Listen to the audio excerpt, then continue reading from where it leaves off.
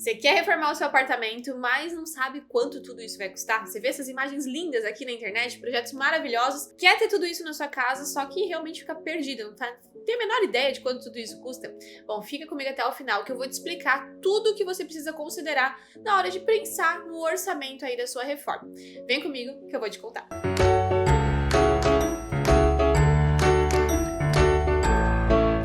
Oi, eu sou Carol Esmanioto, arquiteta aqui do H+ Arquitetura, e hoje eu vou contar uma situação que a gente passa com os nossos clientes, é uma das primeiras etapas que a gente faz com os nossos clientes, que é justamente balizar esses valores, vida real, né? Então, o que eles querem baseado no quanto tudo isso custa. Existem algumas variáveis, então eu vou começar esse vídeo falando dessas variáveis para você considerar, e a gente vai passar por alguns estilos e algumas, vamos dizer assim, alguns padrões de execução. Para ter esse resultado custa tanto, esse resultado custa tanto, esse, enfim, assim por diante. Então fica comigo até o final, já deixa o seu like, se inscreve aqui no canal. Esse é o escritório de arquitetura que tem todos esses conteúdos para passar para você e a gente para um tempinho aqui na nossa agenda de projetos para te ajudar também a construir o seu sonho aí. Vamos começar pelo começo. O que você precisa levar em consideração quando você quer construir aí ou reformar o seu apartamento? Aqui a gente vai falar bastante de interiores, tá? Interiores é uma das partes mais caras de um espaço, então construir a casa nem é o mais pesado, é realmente a decoração interna, mobília, iluminação, revestimentos, é aí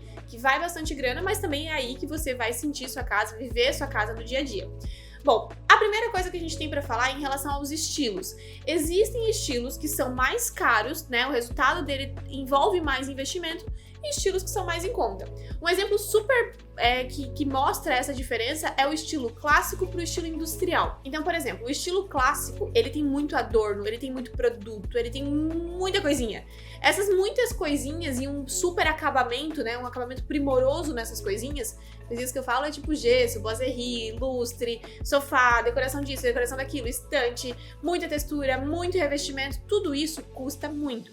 Agora, um estilo industrial, ele pode ser um estilo que, pelo fato de a gente não se preocupar tanto com muitos acabamentos, às vezes a gente pode deixar o próprio tijolo aparente, né? Um tijolo aparente, às vezes um tijolo de concreto, eu tô falando, né? Uma coisa que, enfim, é uma coisa que fica mais aconchegante. Não vai ser esse tipo de tijolo aparente, mas sim esse tipo de tijolo aparente. Quando a gente tem esse tipo de situação, o fato das tubulações poderem estar aparente, então não precisa de um forro de gesso, facilita a manutenção e também não precisa, né, de mais esse acabamento ali. Quando a gente tem esse estilo, a gente consegue baratear. A gente até fez uma análise do prédio do Lucas Rangel, que é um influencer, empresário, enfim, e o estilo do prédio é bem industrial. E mostra muito isso. Evidentemente, o fato de os canos estarem expostos não precisou de um forro de gesso. A estrutura, né, dos blocos de concreto estarem expostos não precisou de um acabamento nessa parede. E tudo isso vai grana, né? Tudo isso é investimento. Então, se você gosta aí do estilo industrial, ótimo, você já vai economizar bastante. Se você já gosta de um estilo mais clássico, mais contemporâneo, esses acabamentos vão requerer aí um pouquinho mais de investimento. O segundo quesito que a gente precisa levar em consideração é a complexidade dessa transformação.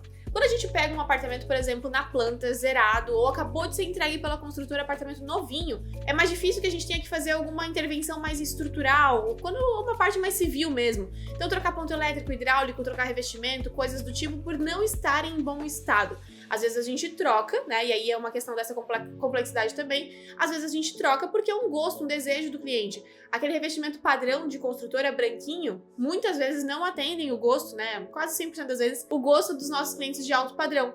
Então, quando eles querem algo personalizado, realmente uma casa alto padrão, a gente tá falando de personalizar tudo.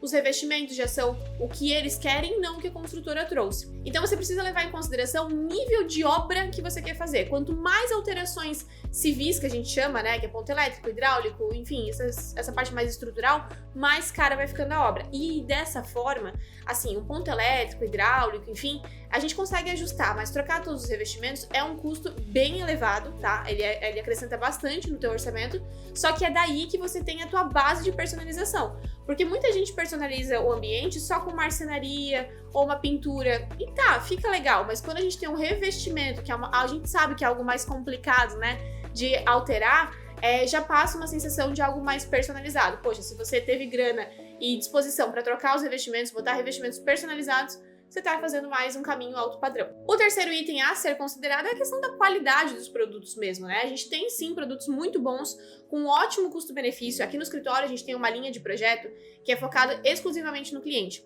Tanto que no mercado de arquitetura existe muita indicação dos arquitetos baseado em comissionamento. Ah, vou te indicar a loja tal, o produto tal, porque é o melhor pra ti. Não é, porque a pessoa ganha mais comissão em cima.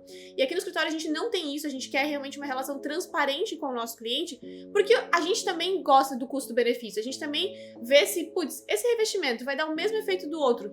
Pra que a gente vai pagar mais caro se não precisa? Então a gente tem muito essa direção e a gente direciona também os nossos clientes a terem esse olhar, porque às vezes a gente fazendo economias pequenas em um revestimento, uma torneira, um acabamento, algo do tipo, a gente chega no resultado alto padrão sem rasgar o dinheiro do nosso cliente à toa. E aí quando a gente tem essa questão da análise de qualidade, a gente traz muito isso. Olha, isso aqui realmente vai te trazer um resultado interessante e não precisa gastar porque é sua marca, ou isso aqui realmente tem muita qualidade e é por isso que custa mais. A gente tem várias situações no mercado, desde piso vinílico, por exemplo. Tem pisos vinílicos que eles são só marca, eles vêm da mesma fábrica, eles vêm da mesma importação. Mas por colocarem lá a marca tal, isso já fica 2, 3 vezes mais caro. E eu nunca vi ninguém chegar na casa, reformei minha casa e falar assim, olha só minha casa que linda, o piso vinílico é da marca tal. É difícil as pessoas fazerem isso, né? Eu nunca vi pelo menos. Ou o rodapé é da marca tal. Então a gente dá essa orientação pro cliente daquilo que realmente vale a pena. Coisas que geralmente valem a pena, né? Os eletros, obviamente, a parte de estofados. Então, às vezes a pessoa gasta horrores lá em revestimento porque começou a obra sem planejamento e, não, mais caro deve ser o melhor. E aí quando chega num sofá, compra um de uma mola que vai a cada 2 meses afundando você ali no sofá. Então tem coisa assim que a qualidade vai custar mais, mas tem momentos estratégicos pra gente pensar onde colocar o seu dinheiro de maneira inteligente. E é isso que a gente faz aqui nas orientações que a gente faz para os nossos clientes. Até isso das marcas que realmente valem a pena e das marcas que são só nomes, isso a gente deixa só para os nossos clientes. O quarto item que muda completamente essa questão de custo é como que você vai fazer a sua obra. Se você vai fazer ela faseada, vou primeiro fazer a cozinha, depois eu vou fazer o banheiro, depois eu vou fazer o quarto, e aí você começa e termina tudo, ou quando você faz as fases em comum, em conjunto. Então, por exemplo, vou fazer, eu quero começar aos poucos, eu não vou ter dinheiro para fazer tudo. Saiba que você fazendo a cozinha completa, depois o quarto completo, depois o banheiro completo, no somatório final vai ficar mais caro do que se você tivesse, por exemplo, feito toda a parte bruta de obra de todos os cômodos juntos, depois você ter feito de todos os revestimentos de tudo junto, toda a iluminação junta, todo o gesso junto, toda a marcenaria junta, todos os móveis soltos juntos por etapas, por segmentos e não por ambientes. Dessa forma, você consegue uma mão de obra muito mais em conta, você consegue negociações melhores com as lojas, né? Então, comprar uma quantidade de piso para um ambiente é uma coisa, agora comprar para uma casa toda, a negociação é diferente, você aproveita o frete. Então, são essas economias inteligentes que valem a pena. E isso é uma das orientações que a gente dá para os nossos clientes. Claro que a gente vê caso a caso, situação a situação, mas para realmente eles não terem nenhum tipo de surpresa lá na frente, porque às vezes pensa, né? Não, eu não vou ter dinheiro para fazer tudo, então eu vou fazer ambiente por ambiente, tudo bem, mas saiba que você vai ter a garantia de um ambiente resolvido agora, mas se depois você ainda vai fazer os demais ambientes, talvez vale mais a pena guardar esse dinheiro, fazer o projeto do todo e executando conforme segmentos, né, etapas que realmente são necessárias do que por ambiente. Então essa é uma dica muito legal que salva aí alguns bons R$1.000 no teu bolso. Tá, Carol, mas quanto eu vou gastar na reforma do meu apartamento? Eu quero fazer um apartamento legal, mas não tenho a menor ideia. Eu vou passar aqui preços por metro quadrado. 2 considerações. Isso eu tô falando em apartamentos aí acima de 100 metros quadrados, 150 metros quadrados, que é o que a gente atende aqui no escritório. Lofts, por exemplo, pelo fato de a gente condensar tudo dentro de uma metragem quadrada menor, não segue essa regra. Então a gente já fez lofts que custaram R$7.000 o metro quadrado, R$10.000 o metro quadrado. Por quê? Porque a cozinha vira isso, vira aquilo, a cama vira aquilo outro, tira isso. Então essas estruturas que quanto mais um ambiente mexe com o outro, mais caro fica, mais complexo fica. Então esses valores que eu tô te passando aqui é de 100, 150, 200 metros quadrados, até 300 metros quadrados a gente consegue aplicar isso. Quanto mais eu tenho área construída, mais eu diluo esse custo e melhor fica, tá? Então não necessariamente você tem aí um apartamento de 500 metros quadrados que você vai seguir essa orientação, é mais para essa faixa mesmo. A gente tem esse resultado aqui, que é o que a gente considera um baixo investimento. Quais são as características desse resultado aqui? A gente tem a parte de pinturas, a gente tem imóveis comprados na internet, não temos nenhuma intervenção civil, não tem obra, não tem grandes coisas de, né, troca de revestimento, coisa tipo, não tem nada disso. Tudo que a gente tá fazendo é meio que um DIY também, sabe? Uma coisa muito mão na massa pra chegar nesse resultado. Tá vendo que é um resultado mais simples, né? Os móveis de cozinha, por exemplo, como que eu vou fazer, Carol, de cozinha e de banheiro? Modulados, comprados prontos, geralmente em lojas, né, Casas Bahia, enfim, coisas do tipo. E ainda assim, tem esse custo de mais ou menos R$ 1.200 o metro quadrado para executar esse tipo de apartamento, tá? Não é o tipo de apartamento que nós fazemos aqui no escritório, mas só para você ter uma ideia de onde passa, né? Porque senão a gente já vai pro segundo setor e fala, mas não tem nada mais barato? Tem, mas o resultado é esse aqui, é algo mais simples. Já quando a gente fala de um médio investimento, a gente tá falando em torno de R$ 4.500 o metro quadrado. Dessa forma, esse tipo de investimento aqui, ele dá esse resultado. Ah, Carol, já é o que eu quero, é isso, achei lindo, achei maravilhoso. Mas olha só, espero que a gente tenha os mais, tenha o alto e o altíssimo ainda. Vamos olhar com calma quais são as características desse tipo de espaço aqui. Tá vendo que, por exemplo, nessa sala aqui, a gente não tem revestimento na parede, é uma pintura e uma composição interessante de quadros, móveis soltos, tapete, fica legal. Ou, por exemplo, essa cabeceira. A cabeceira é estofada modulada, provavelmente comprada pronta, e a parte de cima não é um painel, que é muito mais caro. Aqui tem uma pintura com um boiserie, então ele é muito mais em conta do que um painel. Só que toda vez que a gente usa muita pintura, a gente dá uma diminuída na elegância do espaço. Então, um espaço elegante, ele tem 5, 10% de pintura e o resto ele tem revestimento, ele tem textura, ele tem painéis, isso traz essa elegância. Ou essa cozinha ou esse banheiro. Esse tipo de pedra é um granito. O granito, ele não é tão sofisticado e não é tão caro quanto um quartzo, um Decton da vida. Então, são elementos que sim, ficam legais. É uma casa sob medida, né? Um apartamento sob medida, mas ainda com materiais um pouco não tão de qualidade e também, às vezes, por exemplo, uma marcenaria mais em conta, não é uma marcenaria que vai te dar grandes garantias. Então, às vezes, o pessoal chega, porque eu consegui fazer a minha casa com uma marcenaria bem mais barata. Tudo bem, a gente sabe que tem gente entrando no mercado de trabalho que dá uma baixada no custo. Eu já trabalhei em marcenaria, a gente tinha um grupo de marceneiros e, assim, muita gente relatando de vender o almoço para comprar janta, infelizmente.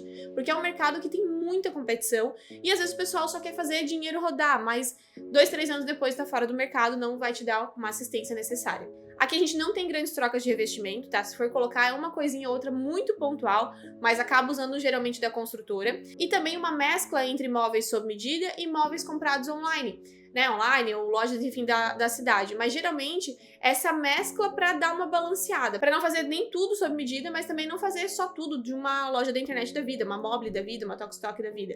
Então dessa forma a gente faz essa mescla, esse meio termo e fica esse resultado com esse valor por metro quadrado. Já esse aqui é mais o perfil que a gente atende aqui no escritório. Por quê? Aqui a gente já tem mais trocas de revestimento, geralmente a gente não usa nada do que a construtora tá orientando, a gente coloca todos eles personalizados. Um painel de TV, ele não é só uma TV e uma pintura na parede, a gente coloca uma pedra, ou um painel mesmo, né, com a parede toda, não só aquele painel curtinho ali na parede que parece que não foi pensado. Então aqui a gente já começa a elaborar um pouquinho mais o espaço para ter esse resultado. Geralmente os clientes nos procuram porque eles querem esse resultado aqui.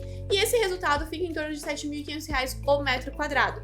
Para esse perfil de apartamento, essa metragem que a gente comentou, ali de 100, 150, 200 metros quadrados. Aqui a gente já tem mais marcenaria em tudo, né, que nem eu comentei dos painéis e tudo mais, a gente desenvolve um pouquinho mais soluções em marcenaria que ficam mais elegantes, mais iluminação, mais estratégias de espaço e também a questão de móveis soltos de lojas mais renomadas da cidade, mas não tão de marca em si. Então, por exemplo, aqui na nossa cidade nós temos algumas lojas que revendem marcas interessantes, revendem Serra Gaúcha, Tumar, enfim, outras marcas que não são marcas assim super elitizadas, a gente não tá comprando uma Louis Vuitton da vida, vamos dizer assim, nessa analogia, mas a gente também não tá comprando uma Renner, a gente tá ali numa Arezzo, vamos ver, uma marca que seja um pouquinho mais cara, mas nem tanto.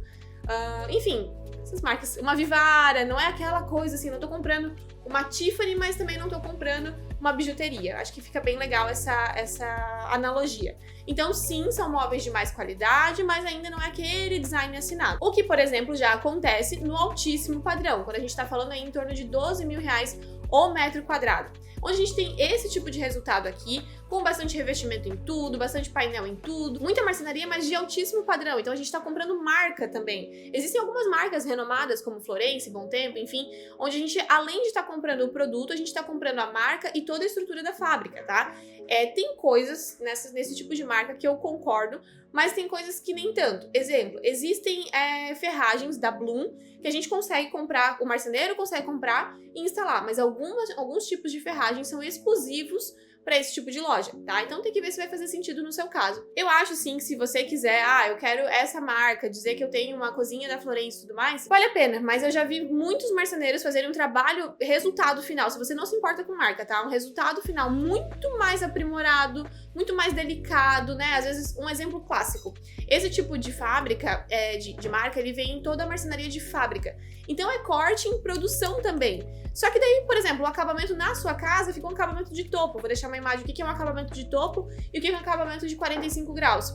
Geralmente, eles têm algumas limitações por ser de fábrica. Então, eu prefiro, mesmo no altíssimo padrão, chamar um marceneiro que seja um artista mesmo. A gente tem vários marceneiros que a gente indica que são mais elitizados, né, nos acabamentos. Eles têm maquinários bons também, mas eles nos dão a possibilidade de fazer um espaço muito mais elegante e que o resultado final para o cliente seja realmente algo que pareça elegante. Então a gente cuida muito aqui no escritório para não ficar com aquela coisa de gastou muito, mas nem parece que valeu a pena, sabe? Então eu já não sou muito a favor desse tipo de marca. Claro, se os nossos clientes quiserem a gente indica, mas eu, Carol, minha opinião profissional, não vale muito a pena, tá? Então eu acho que faz mais sentido a gente buscar um marceneiro que seja muito bom, que seja primoroso, que aceite, né, fazer esses detalhes mais afinados do que a gente seguir só um padrão de marca. E aqui no altíssimo padrão a gente tem móveis soltos assinados, então a gente pode ter cadeiras aí de 8, 10, 15 mil reais, cadeiras, né, de uma mesa de jantar,